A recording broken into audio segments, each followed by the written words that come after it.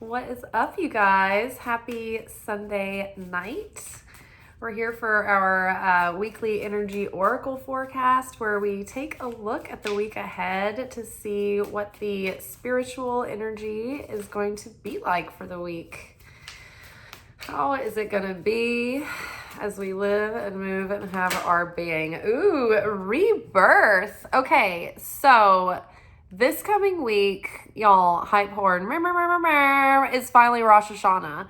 The period of self-reflection and deep diving is coming to a culmination.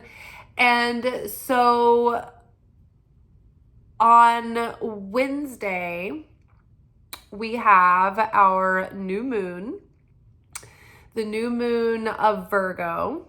And this is the day before Rosh Hashana. And so all of this month, we have been doing the self-reflection so that we can have this spiritual rebirth come Rosh Hashana. The day of Rosh Hashana is the birth of all souls of mankind. It's the day that existence was created, this reality. And it was also the day that the fall of mankind happened.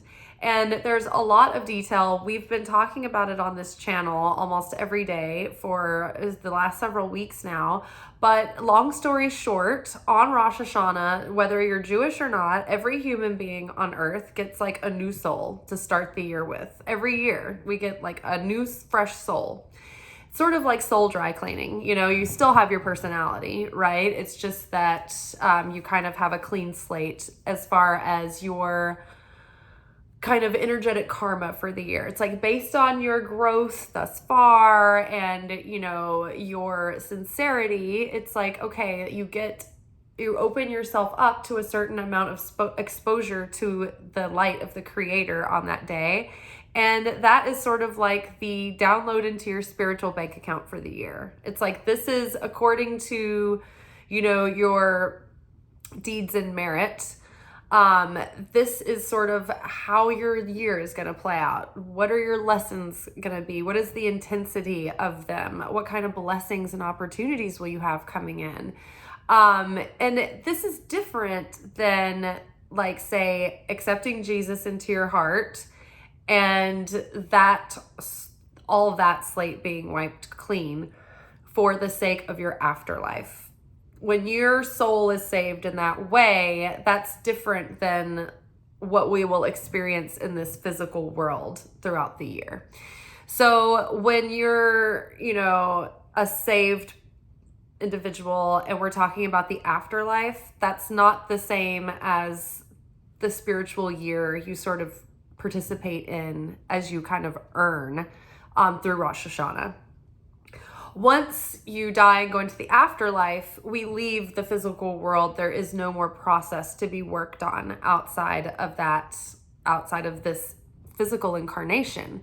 And so that's why we go through a process of earning and participation and discipleship in this world, because the purpose of the physical world is to participate in that process. It's Adam and Eve's mistake, their flaw, that gave us this reality. The whole point of this reality is to explore those flaws and work through them and transcend them and evolve our souls. And so without that purpose, there would be no purpose for living.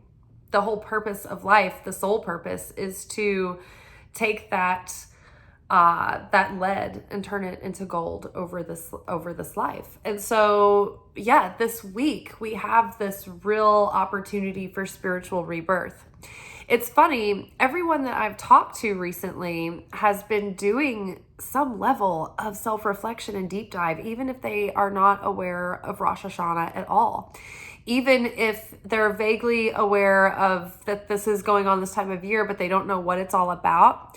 And I was discussing this with my friend earlier, and she and I were recalling that even this time of year, every year, we have similar lessons that seem to be culminating through August, September, like Virgo time, Libra time, right? So think back in your life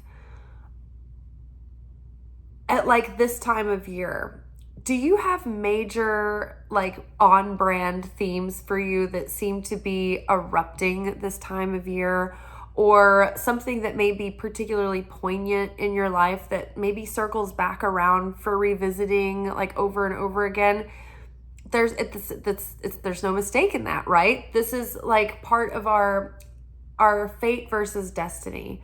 It's like there's a certain script to our life that is written, before we're born. That's our fate.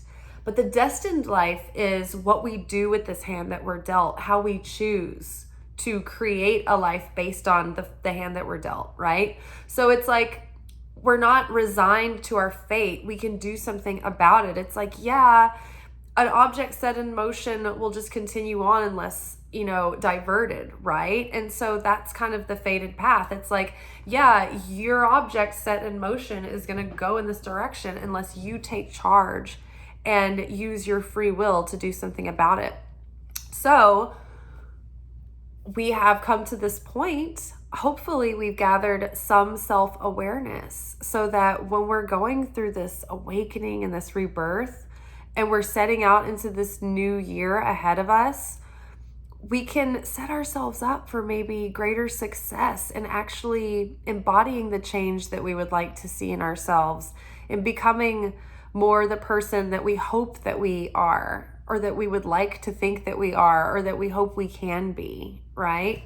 So yeah, good news. Like, and there is this thing where, so the new moon of Virgo happens on the 14th, and that's Wednesday. And so that is a day where we are doing the practice of tashlik, where unless you have a goat or a chicken to sacrifice, you will use bread, and you will put your sin upon the bread. These, as when we're talking about sin, these are those parts of the self that you would like to die to, that you would like to transcend, overcome, the patterns that you want to break, addictions you want to give up, changes you want to make in your life to be better, to be more of that ultimate version of you that the creator like has in store, that magnetic self, that highest self, that most authentic version of you before the world programmed you with fear and guilt and lack and shame, So we're casting this onto the bread, and then we are throwing it into the water and watching the water wash that away. So that happens on the new moon, which is the day before Rosh Hashana. And then Rosh Hashana happens over the 15th and 16th, like the 15th it starts at sundown, and it goes to the 16th sundown, and then even into the next day until the afternoon. So that's the Kabbalah Center celebrates for those 3 days. And so after that first initial day of Rosh Hashana, when the feast happens after sundown, that's when you eat the lamb's head or fish head, or and then there are other traditional foods like apple and honey, and there are beets and dates and different things, different foods that stand and mean different things. So you eat that feast on that night. And then for the next 10 days until Yom Kippur, each day is associated with a different governing force of reality where we will be challenged in that way on that part of the soul. And so it's up to us to try to stay in a state of joy and non-reactivity and abundance and faith and certainty and inner peace during those 10 days. Because if we don't short circuit, it's like each day during those 10 days corresponds with not only that day of the week for the rest of the year. It's like if you do really good on that Monday, then your Mondays are going to be really good, right? If you do great on the Tuesdays are going to be pretty good. I fucked up on Wednesday. I totally had a meltdown. You might have challenges on Wednesdays through the year. Now, in addition to these different days of the week, for over that 10 days, these levels of the soul are tested. And so it kind of gives you that that passing or failing, that little initiation, almost like capture the flag, where you have to go find the flags and I got this flag, I won this round or level. So yeah, you have the 10 days But it's also like you have 10 days to have to like practice like real self-control. And so the better like uplifted, lighthearted, full of love and joy and laughter you can be, the better. Those are the highest vibrational emotions, especially like gratitude. Laughter is particularly powerful because that is the ultimate demonstration of surrender, certainty, and trust in the Creator. You've let go of control. You aren't holding back. You're in a state of complete allowing, and you like joy has overtaken you and come through, right? Almost involuntarily. It's like your cup runneth over when you're laughing. And so that gets you in a really high vibrational state and an affinity with the light of the Creator. And when you're in an affinity with the light of the Creator, you're in resonance with that vibration, which means like attracts like. You're in alignment with the blessings to come in. Okay, so what else do we need to know other than, or in addition to spiritual rebirth? What about this week? Oh my gosh. Okay. Well, this is a big card. So Dharma, life purpose, soul purpose, it's all coming into alignment this week, all culminating.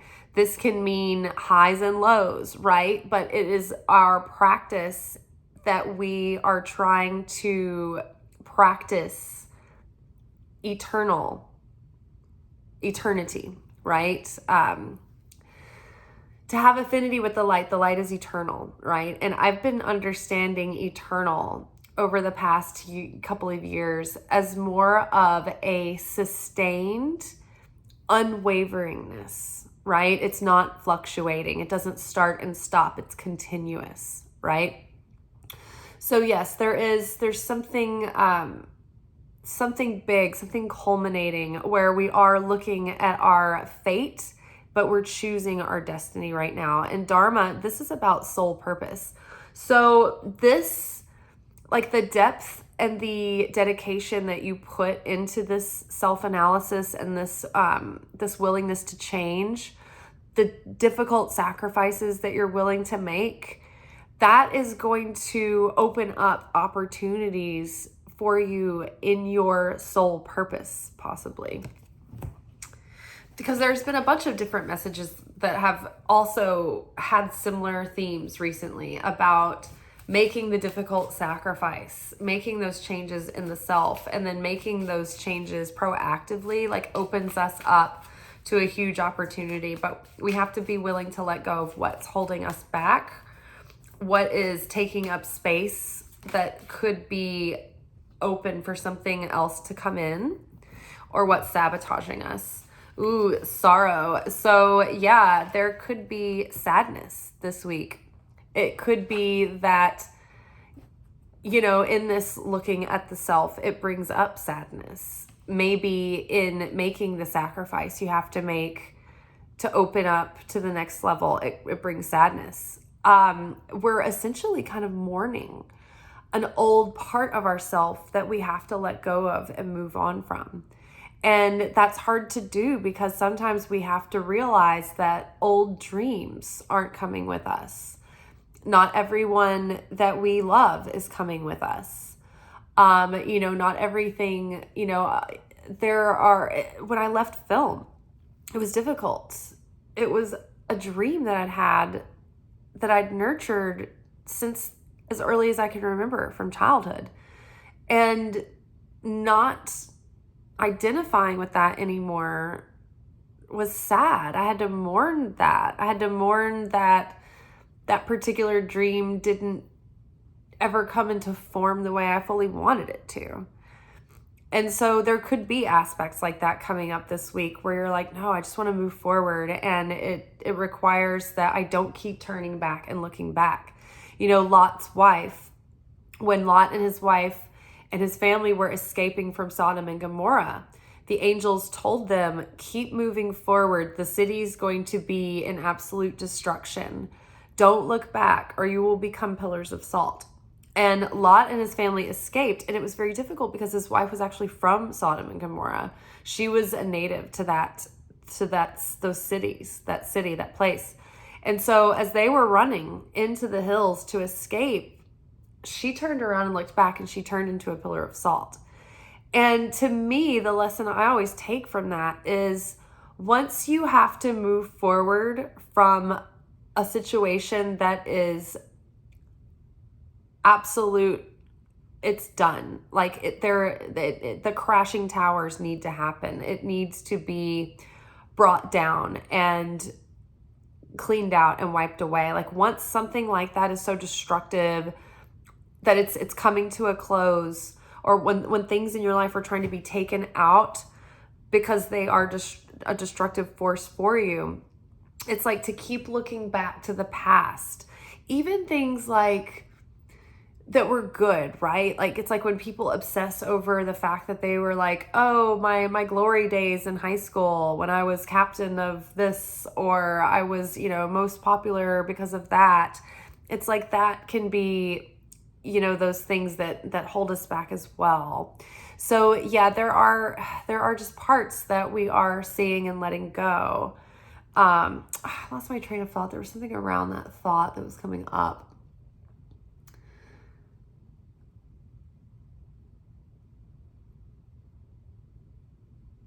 But yeah, just letting go of these things that maybe once defined us, that maybe propped up our ego. Oh yeah, the destructive things leaving our life. Letting go of the things that need to be taken out. Okay, and then what else? Okay, anxiety. So yeah, I mean, this could bring up anxiousness this week. It may be that because like this rebirth is going to break, it's going to be so uncomfortable that we're just going to have to break through the anxiety, where it's like we're going to overcome it to the point where it's like, have you ever cried yourself out and you're like, I can't cry over this anymore. I just have no more tears to give. Like, I'm dry. Have you ever gotten so paranoid? Like, this happened to me in like 2012 when everything was just in the zeitgeist. It was all about like the Mayan calendar is going to end, and there's everything, like the whole like electrical grid is like, it could fall, it was like everything was like suddenly obsessed around how fragile everything was and how precariously we had built our society. And every show on television was like conspiracy this, and everything's about to be like, everything's on the precipice of destruction. And I remember just like buying into it all and trying so hard to let everybody know that we have to be prepared for this. And to the point of like, I was nearly insane. And I remember hitting rock bottom at one point thinking, oh my God, like I realized I was finally able to see like how paranoid I'd become. And I just remember thinking like, no more. I'm done with this. Like, it was so weird. It was like a moment of eureka. It was like this revelatory moment where I had gotten so deep bogged down in this fear, anxiety, paranoia that I hit a wall. And I was just like, you know what? I'm about insane. I can't do this anymore. I would rather just decide to accept the end. If the bombs are coming, what am I going to do about it? You know what I mean? It's like, I can't do anything to stop this. So I can't live in this kind of state of fear anymore. So maybe things will be culminating this week. Or maybe we'll be able to see them so clearly that it'll just not affect us in the same way anymore, that we'll wake up, that it'll be an awakening, a rebirth. All right, let's get one more card on this so we're not leaving it with so much anxiety and sorrow. And also all those chakra cards came up for Dharma, so I like to usually pull an extra one when there's a chakra card. Okay, so Earth. So something is coming through. Something is manifesting.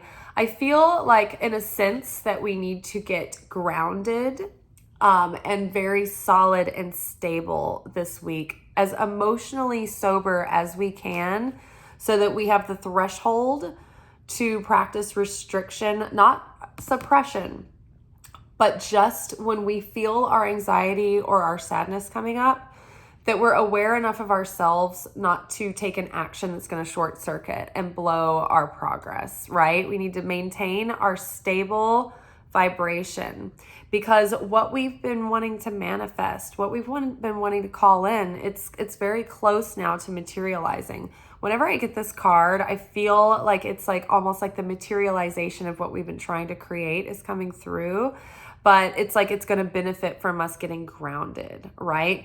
And then also watch what you're saying. Be sure that your thoughts that are on your mind are growing what you want to see grow, and not growing nightmares. Not like don't cultivate anxiety.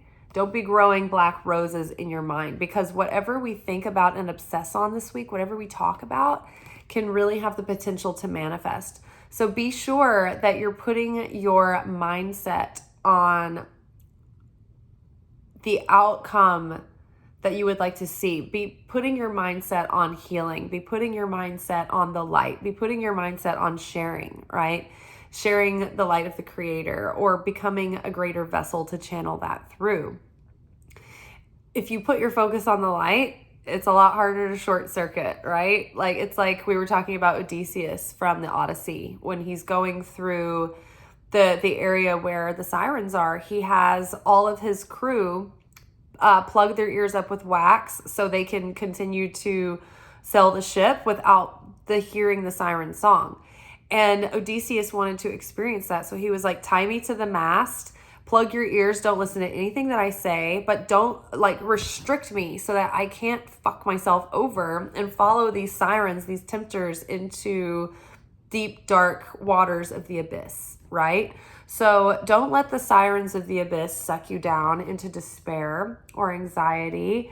Choose your thoughts with your own sovereignty. Claim that power, that divine power, and choose with all vigilance to hold on to that, because we have to maintain that state for the next 10 days.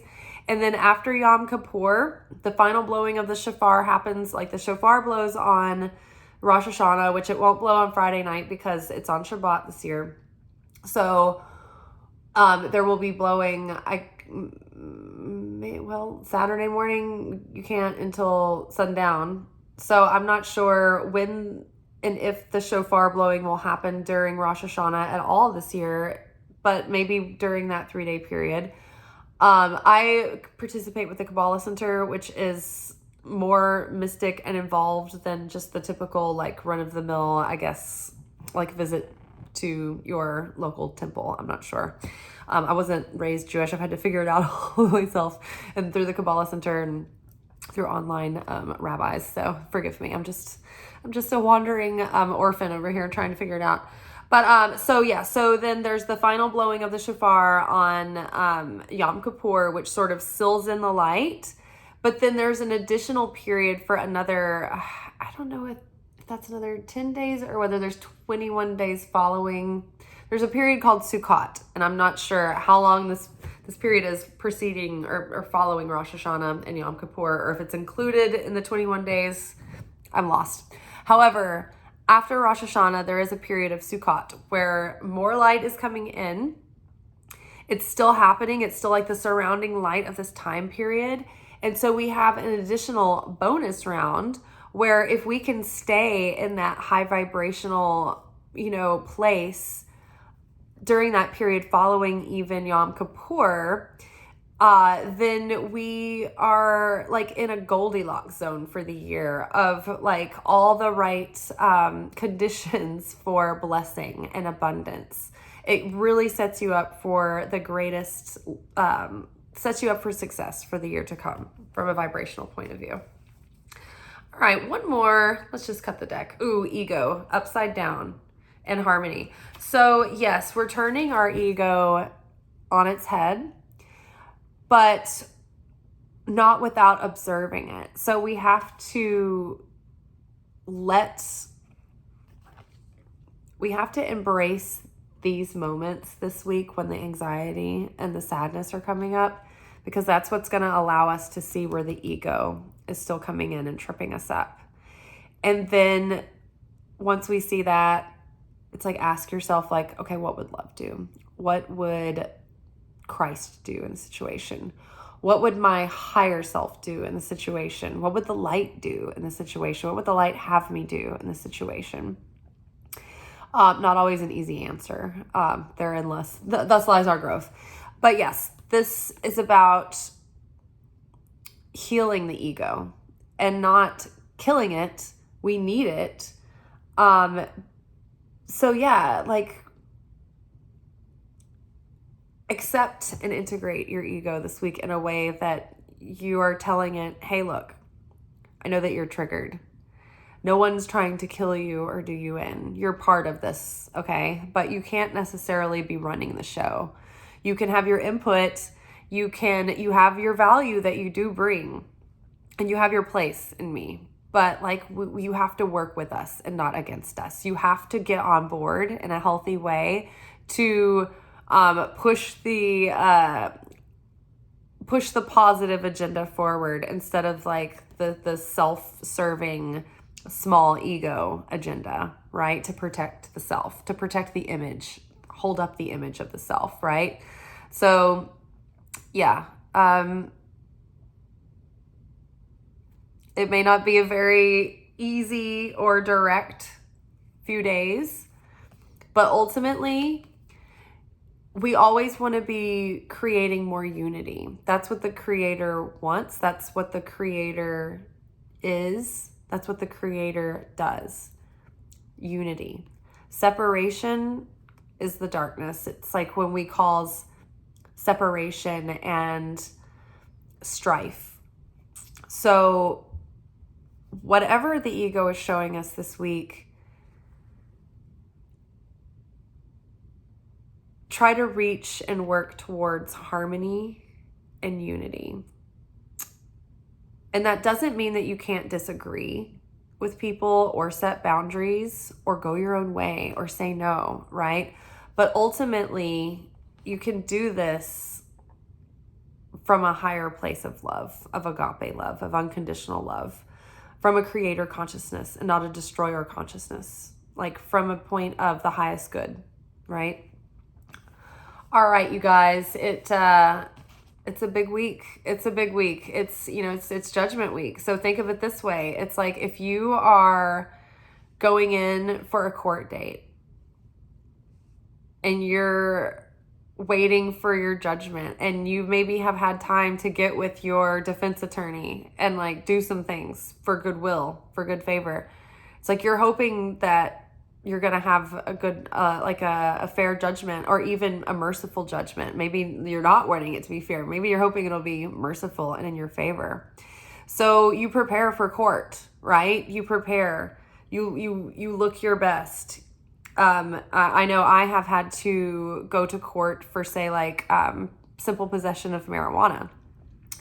And I know that leading up to it, I went out of my way to make sure that even though I wasn't on probation, I subjected myself to monthly drug tests to go in to show good faith. Like this, I've been doing this on my own. I've been proactively volunteering to sacrifice this, to bring this to court, to show for myself. And it helped. And my attorney was like, it's going to waste your time, blah, blah, blah. But I think that was the thing that like the charges were dropped, right? So go into court, right? That's the whole process. That's the whole point of all of this evaluation and self-reflection. It's so that we can go into court prepared with our best foot forward. And the judgment is that like everyone is getting the new soul, but like, are we prepared to not fuck it up as soon as we leave the courtroom, essentially? So rebirth, guys, rebirth. Dharma. This is really aligning ourselves with our life and soul purpose. This is the destined path versus the fated path. You may be dealing with anxiety and sorrow this week. Do your best to stay grounded through that and put your focus on what you want to manifest. Don't get lost in the stories here, but be able to observe them in a productive way that helps you learn more about what is coming up. How is your ego being triggered? How is your ego being triggered by these things and using these things to try to get you into a reactive state? And what we're doing is we're trying to correct correct those tendencies to self-sabotage, right? And get into a state of harmony and wholeness, right? We're already whole, right? It's just about reconnecting with that wholeness that's already within us. All right, y'all. Good luck. Be good out there. I will see y'all tomorrow for our anchor message, where we take a deeper look into the week to see what our soul assignments will be more specifically. Tune in to my Instagram account. Monday, Wednesday, Friday is when I write up our sort of soul growth kind of posts that we talk about later in our videos that I make on Monday night, Wednesday night, and Friday night. And yeah, so you will have sort of a heads up earlier in the day, and you can start thinking about that, and we'll discuss it in more detail tomorrow night or tomorrow afternoon whenever I get the video made. All right, ciao. Oh, I also have TikTok now. So go find me at Liz_Taylor_Magick on TikTok, where I do a daily card pull, and it's different from what we talk about on this channel. So that's different content there. So go follow me there, and welcome to all the new subscribers that have come over from TikTok. Thank you so much.